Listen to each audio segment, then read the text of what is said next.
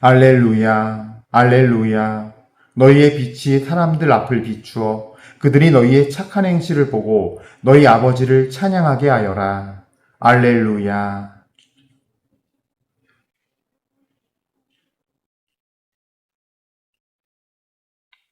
주님께서 여러분과 함께 또한 사제의 영과 함께 마테오가 전한 거룩한 복음입니다. 주님 영광 받으소서. 그때 예수님께서 제자들에게 말씀하셨다.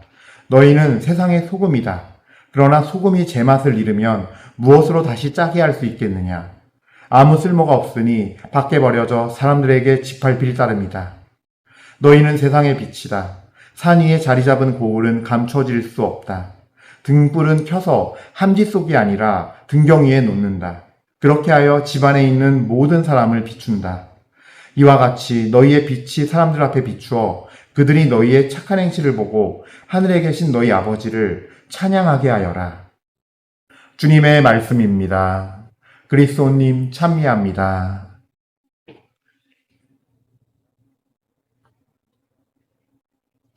찬미 예수님, 은요 1830 교회 여러분들, 이제 정말 연중 10주간 저희 화요일 미사 보내는데 드디어 연중 시기의 느낌이 탁 나는 게 벌써 이제 녹색 영대를 하고 그다음에 이제 마태복음서를 저희가 읽습니다. 다시 원래 전례력에 이제 그 연중으로 돌아가서 마태복음을 묵상하게 되는데 지금 저희가 묵상하는 이 말씀은요.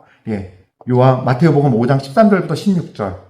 그러니까 마태복음 5장 1절부터 7장 마지막까지는요. 산상설교예요. 예수님께서 산에 올라가시어 진목팔단 우리 행복하여라 이 행복 선언을 하시는데 거기서부터 쭉 이어져 오는 이 설교인데 결국은 우리가 참된 행복, 그러니까 세상에 말하는 행복이 아닌 하나님으로부터 오는 참된 행복을 누리기 위한 삶을 지금 우리는 가르침 받고 있는 거예요. 어떻게 해야 우리가 이 세상에서가 아닌 주님께서 하나님께서 주시는 참된 행복을 누리며 살까를 우리는 이 복음 말씀들을 접할 때마다 산상설교에 이 포함된 내용들이니까 접할 때마다 이렇게 살아야 참 행복에 이르는구나. 참 행복은 곧 영원한 생명이겠지만 그 길 가는 여정을 우리는 어떻게 가야 되는가를 배우는 아주 소중한 시간입니다. 그래서 공간복음은요.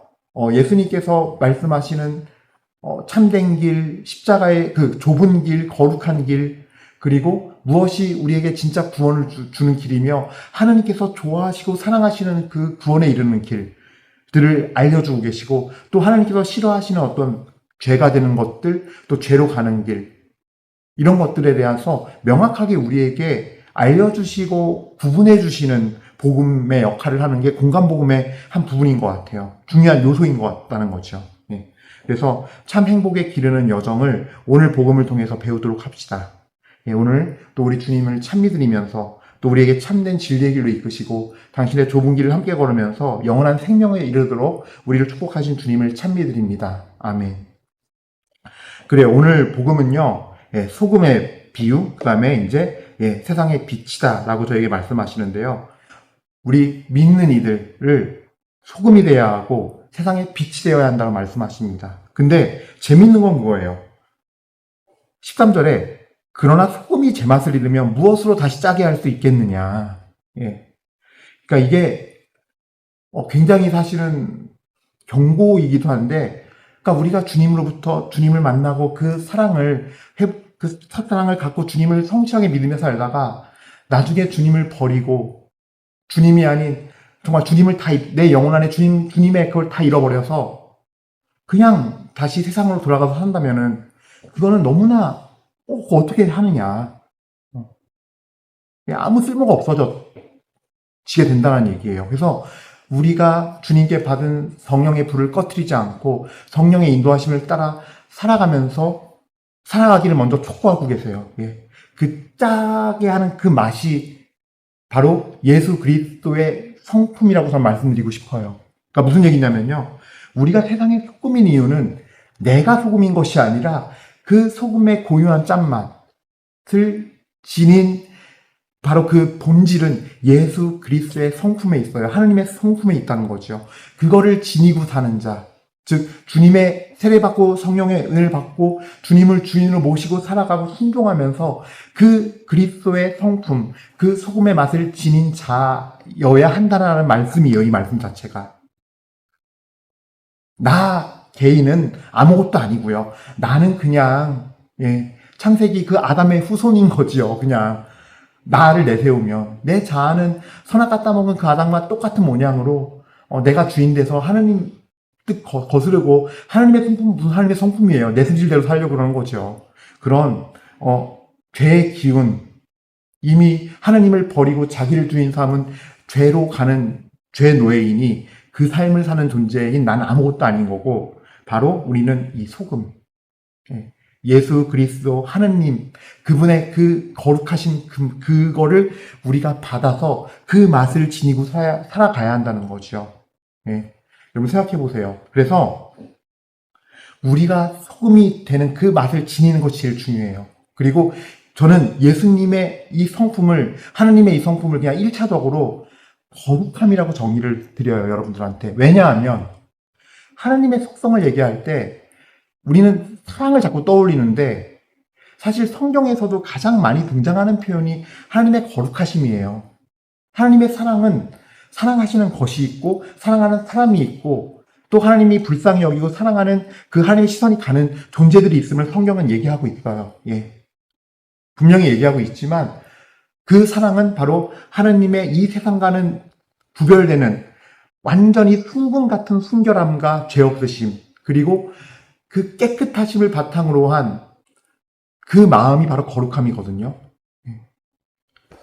그 깨끗하고 순결하고 죄랑은 전혀 없는 완전 무결함에서 오는 그 사랑, 거기서 오는 사랑, 거기서 오는 온유함, 거기서 오는 자비로움 이런 것들이 이제 거룩함이 하나하나 그 성품들이 되어서 표현되는 거죠. 하느님의 모습으로, 하느님의 성품으로 이제 표현이 되는 거죠. 그래서 하느님의 사랑은요 거룩하심에서 흘러나오는 거예요. 그리고 또 이것이 단적으로 우리가 알 수 있는 게 뭐냐 하면 우리도 사랑하잖아요. 근데 우리 인간이 하는 내가 하는 사랑은 어때요?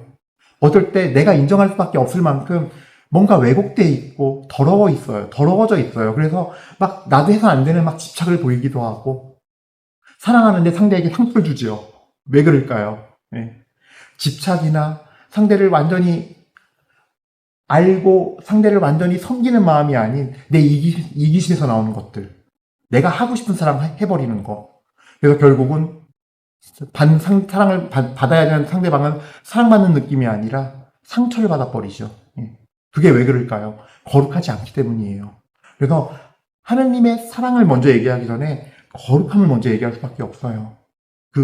정말 죄라고는 전혀 모르시고 없으신 그 순금 같은 깨끗함에서 나오는 그 하나님의 마음들, 하나님의 시선에서 나오는 그 모든 것들이 바로 거룩함이라는 거. 이 세상과는 완전히 구별된다는 거. 그래서 하나님의 거룩함에서 나오는 정의로움이 진정한 정의고 공의라는 거. 이런 것들도 우리가 알아야 되고 소금은 바로 그 하나님의 거룩한 성품이라는 거. 우린 그걸 받아야 한다는 거예요. 그래서 소금이 짠맛을 지니려면 어쩔 수 없이 옛 자아를 버리고 죽일 수밖에 없는 거예요. 그리고 주님의 성품을 받고 그 거룩함으로 나가야 하는 거죠. 그래서 우리가 똑같은 선행을 해도 똑같이 좋은 일을 해도 선행을 해도 세상과는 구분돼야 돼요. 거룩함이 있어야 한다는 거예요. 세상과 구별되는 그 완전히 죄 없는 그 하느님의 성품, 완전히 깨끗하고 공의로운 그 성품이 그대로 우리 안에 들어가 있을 때 참된 소금이 되어서 선한 능력이 되어 나간다는 거죠. 우리가 주님 안에서 그 소금의 그 짠맛을 지니고 하느님의 그 성품을 지닌 그 삶을 살아갈 때 그것이 비로소 성령 안에서 맺어지는 열매가 된다는 거예요. 그래서 저는 주님 앞에 모여서 공동체를 이루도록 주님께서 하신 거고 이 교회를 허락하신 거라고 믿어요. 왜냐하면 우리가 거룩하신 주님을 만나러 오고 우리의 이 죄인이 주님의 영광을 만나고 그분의 현존 안에 함께 하면서 공동체 안에서 살아갈 때 내가 미사 때 파견받고 나와서도 내 개인의 삶의 자리에서도 그 거룩함을 힘입어서 그 거룩함을 전하고 알리는 삶. 변모될 수 있는 거거든요. 그런 의미에서 본다면은 우리가 소금의 짠맛, 그 거룩한 성품을 삶 안에서 지니기 위해서는요. 첫 번째로 우리는 미사 때 특히 좀 미사를 중심으로 말씀드릴 수밖에 없을 것 같은데 우리는 미사 때 하느님의 거룩함을 찬미 드리기 위해서 모이는 거예요. 그리고 미사는 그렇게 드려야 되는 거예요. 그것이 제1의 지향이 돼야 되는 거예요. 그 주님의 거룩하심을 찬미하고 그분을 만나기 위한 자리가 돼야 돼요. 예. 그분의 현존을 느끼면서 그분의 현존, 오로지 하느님께서 이 죄인인 나지만 나를 온전히 내어드리면서 그분의 거룩하심을 찬미드리는. 그래서 십자가상에 예수님이 계시고 또 예수님과 함께 천국 가는 우도가 있지만 우리가 이 배은망덕한 좌도의 자리를 우리가 주님을 찬미하면서 주님께 나를 내어드리면서 주님의 현존 안에 있는 우도와 같은 이 비어있는 자리를 우도와 같은 마음으로 채우는 그 자리가 바로 미사 시간에 우리의 자리인 거예요. 예. 우리 역시도 십자가상에서 이 죄인이 나는 죄성을 완전히 다 버리고 나를 다 버리고 내어드리면서 주님의 현존에 들어가려고 하는 거. 주님의 거룩하심 안에 주님께서 그 거룩하심이 찬미 찬양 받고 영광 받으시기를 영광을 정말로 받으시기를 정말 우리가 완전히 주님께 찬미의 제사를 드리는 것이 미사의 정신이죠. 그럴 때 우리도 역시도 예수님께서 귀한 제물로 받아주셔서 우리에게 그 당신의 거룩한 성품, 내 자아는 죽고 거룩한 성품이 들어가도록 주님께서 친히 찾아와 주시고 당신께서 내 삶의 자리에서 함께 현존해 주신다는 거. 이게 바로 거룩함을 입는 길이에요. 그래서 우리는 우리 자아가 사실은 주님을 내 주인으로 모심으로써 사실 예수님이 내가 되는 거예요. 예수님이 제일 원하시는 게 나와 일치하는 거거든요. 나와 완전히 함께 사는 거. 한 집에 함께 사는 거. 내 영혼의 한 집에서, 한 방에서 같이 사는 걸 원하시거든요.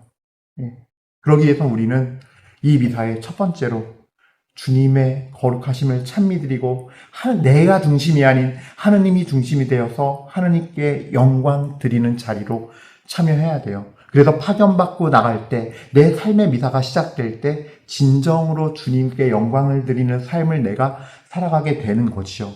그럴 때 바로 이 14장 이하의 말씀이 이루어지는 거예요. 마태복음 5장 14절부터 볼게요. 너희는 세상의 빛이다. 산 위에 자리 잡은 고을은 감춰질 수 없다. 그러니까 우리가 주님의 거룩함의 현존 안에 살아가서 살기 시작하면요. 내 영혼이 예수님께서 오셔서 나와 함께 살기 시작하면요. 이거는 산 위에 자리 잡은 고을이 숨겨질 수 없듯이 숨겨질 수가 없다라는 거예요. 왜? 세상과 구별되는 주님의 현존이 내 안에 머무르기 시작하기 때문에.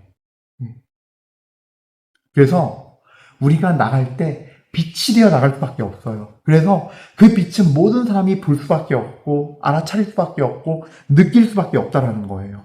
모든 사람을 비춘다 그래요. 14절 다시 읽을게요. 너희는 세상의 빛이다. 산 위에 자리 잡은 고을은 감춰질 수 없다. 등불은 켜서 함지 속이 아니라 등경 위에 놓는다. 같은 원리인 거예요. 예수님께서도요.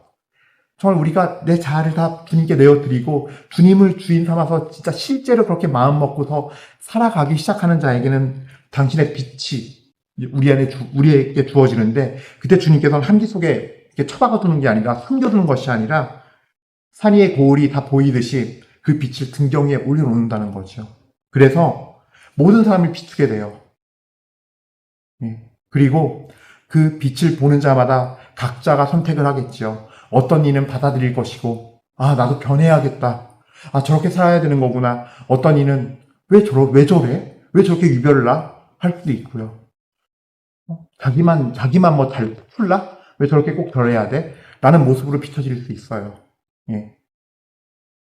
그러나 그 빛이 사람들을 비추어서 우리는 그들이 어떤 선택을 하던 자유의지로 어떤 선택을 하던 하느님의 현존을 알아뵙고 그 하느님 앞에 무릎 꿇고 찬미 찬양 드릴 수 있도록 계속 그 빛을 비추는 것이 우리들이 해야 할 일인 거예요. 그래서 우리는 나 중심으로 사는 것이 아니에요. 그래서 우리가 드리는 미사 역시도요, 무엇보다 나를 돌아보는 자리가 돼야 돼요. 소금이 짠맛을 잃지 않으려면, 그 빛이 어둠이 되지 않으려면, 그 빛이 꺼지지 않으려면, 결국 우리는요, 이 미사 때 성찬회 안에서도 나를 꼭 돌아보면서 이 성찬의 전례에 참여해서 주님을 모시는 이들이 돼야 돼요.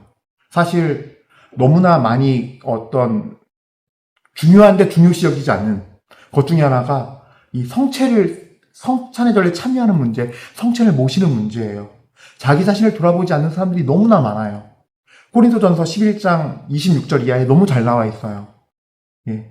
특히 자기 자신을 돌아보지 않고 성찬례에 참여하는 사람들은요, 성찬의 전례에 참여해서 성찬을 모시는 사람은 고린도전서의 그 11장 26절부터 32절 말씀에 따르면요, 자기 자신을 분별 없이 먹고 마시는 거는 자기 자신을 심판하는 거라 그랬어요. 심판을 먹고 영하는 것이라 그랬어요. 그래서 여러분들이 이 미사 참여하면서 자기 자신을 잘 돌아보면서 정말로 주님 앞에서 항상 그분께서 세상과 성별되어서 깨끗하고 죄가 없듯이 우리 역시도 그 상태로 옮아가기 위해서 살아가야 돼요. 사실 제일 중요한 건 그거예요. 그 거룩함 속에서 나오고 주님의 성품을 받을 때 우리는 진실한 사랑, 진실된 사랑, 진리에 맞는, 걸맞는, 알맞는 진리의 사랑을 실천할 수 있게 되는 거예요. 내가 노력해서 이루어지는 것이 아니에요. 내가 아무리 선한 목표와 좋은 목표를 갖고 있다 해도 신앙생활은 지적 동의에 의한 신념의 생활이 아니라는 거예요. 예. 사실 성경을 읽으면서 내가 깨달아지고 신부님 강론 말씀 들으면서 좋은 말씀이면은 그건 동의하면서 난 믿는다 얘기해요. 대부분의 신자들이 자기 중심이 되어서 하나님께 영광을 드리는 측면이 아니라 자기 자신을 성찰하고 깨려고 자기 자아를 성찰하면서 깨고 부수고 하나님의 말씀으로 채우고 하나님의 진리의 뜻으로 채우려는 목표가 아니기 때문에 신념 생활하는 경우가 많아요. 예. 내가 이해가 되고 설득이 되면은 오케이, 그거 받아들일게, 그렇게 할게. 아니면은 내가 왜? 아닌 것 같은데 나 아직 이해 안 돼. 설득을 못 시키는 것 같은데요? 하면서 지적 동의에 의한 신념 생활을 하면서 그걸 신앙생활이라고 하고 내 강한 신념을 믿음이라고 착각하는 경우가 많아요. 하지만 진짜 소금은, 진짜 빛을 받은 진짜 빛은 그렇지 않다는 거죠. 이 미사에 오면서 주님 말씀을 정말 거울처럼 보면서 내가 이대로 살고 있는가? 주인 주자, 내 삶의 주인 주자 주님 하면서 기도하는데 그 주님 갖다 붙일 때는 무슨 기도 자판기처럼 뭐 필요할 때, 내가 원하는 거 이뤄야 할 때, 내 마음이 괴롭고 힘들어서 위로가 필요할 때 자판기처럼 말씀 꺼내들려고 그러고 부적처럼 받아들이고 살고 내가 매일 미사 왔으니까 내 이 마음의 괴로움, 아픈 거 사라지게 하시겠지, 없애주시겠지, 내 문제 해결하시겠지 로 끝나버리면 안 된다는 거예요. 이런 것들이 성찰 없이 분별 없이 미사 때 와서 성찬례 때 주님의 몸을 모시면서 감히 함부로 합쳐지려고 하는 거지요. 그래서 우리는 이 미사만 가도 얘기할 것도 너무 많아요. 미사 안에서 정말 주님을 영광되게 하고 그분의 성품을 내가 받고자 원하는 삶, 그분의 현존 안에 내가 정말 들어가 살길 원하는 삶, 그분의 현존을 늘 체험하면서 함께 살아가길 원하는 삶. 그걸 지향한다면은 자기 자신을 성찰하고 내가 성체를 모실 자격이 있나 봐야 돼요. 아우, 신부님, 남들 다 나가서 모시는데 부끄러워서요. 그 나가서 모시는 사람들 자매님, 형제님한테 관심 없어요. 미사하는 신부님도 관심 없어요. 아예 관심 없어요. 그냥 고해성 사실 일이 있나 보지. 아유, 참 대단하시네. 당연한 게 대단한 게 된 게 웃긴 거예요. 당연한 거예요. 내가 죄가 있으면 앉아 있어야 돼요. 저는 오히려 미사 때 성체 때 앉아 있는 사람이 많길 바래요. 그러면 그분당은 진짜 어찌 보면은 하나님의 영광을 드리기 위해서 정말 진실된 마음으로 주님께 미사 드리는 사람들이 많은, 주님을 합당히 경배하는 자들이 많은, 깨끗한 영혼들이 많은 미사 자리가 될 거예요. 된 거예요. 예. 내가 나를 비쳤을 때 나 같은 죄인이 어찌 감히 주님을 모시나 하는 마음으로 못 나오는 사람이 많은 게 어쩌면 훨씬 더 당연한 거예요. 아니, 어쩌면이 아니에요. 그냥 그게 진실이에요, 사실은. 근데 우린 진실을 다 외면하고 나는 깨끗하지, 괜찮겠지라고 생각하기 때문에 당당하게 다 나와서 앉아있는 그 사람이 왜 부끄러워야 되는지 모른 채로 부끄러워야 되는 어떤 지경에 이르는 거. 이게 어쩌면 우리의 거짓된 정신내의 결과물일 수도 있어요. 사실은. 말을 지나치게 한 것 같지만 이게 진실인 듯해요. 그렇습니다. 그리고 또 이제 드리고 싶은 말씀은요. 우리가 이 소금과 빛이 되기 위해서 우리의 삶이요. 내 감정에 치우치면 안 돼요. 특히 미사 시간도요. 오늘 미사 너무 은총 많이 받았어요. 왜요? 오늘 말씀이 저한테 너무 위로가 됐어요. 너무 좋았어요. 그럼 내 평소에 미사 때 아무런 느낌도 못 받는다면 그 미사는 하나님의 현존과 은혜가 없는 거예요? 물론 그들은 그렇게 입으로 대답해요. 에이, 그건 아니고요. 근데 감정에 따라서 미사의 은총의 정도가 정해진다면 우리는 하나님의 거룩하심을 비우는 거예요. 그거는 모독하는 거예요. 그리고 사실은 감정에 따라서 미사를 드리는 거는 내 중심이라는 거를 반증하는 것밖에 안 돼요. 나를 위해서 미사하는 거고 내가 뭔가를 얻기 위해서 미사를 하고 있었어요라고 스스로가 실토하고 고백하는 거에 불과해요. 하나님에게 온전히 영광 받으시길 바라면서 내 이 죄 많은 내가, 나의 작은 내가 모든 걸 다 내어 바칠 때 미사의 의미가 있는 것이고 주님께서 당신이 주도권을 지시면서 내 삶을 진리의 길로 인도하시면서 나를 참 행복으로 이끄시는 건데 그거를 나는 원하지 않고 부인하고 있다는 고백이라는 거죠. 오히려 그 감정으로 드리는 그 미사는 내 감정이 중심이 돼서 드리는 그 미사는 미사의 거룩함을 그 미사의 어떤 품격 가치를 그 거룩한 품위를 다 깎아내리는 행위예요. 그러므로 감정으로 미사 드리지 마십시오. 감정으로 성사생활 참여하지 마십시오. 오로지 주님만을 바라보며 주님 마음을 기쁘게 해드리기 위해서 내 자신을 온전히 드리는 시간으로 하셔야 합니다. 그럴 때 우리는 소금이 될 자격이 생기고 소금이 될 수 있으며 빛이 되어서 남들을 비출 수가 있게 됩니다. 주님의 거룩한 성품이 그때 임하게 됩니다. 그리고 나가서도 그렇게 살아가게 되고 빛나기 때문에 말과 행동에서도 주님께서 인도해 주시면서 그 빛이 다른 일에게 전파가 됩니다.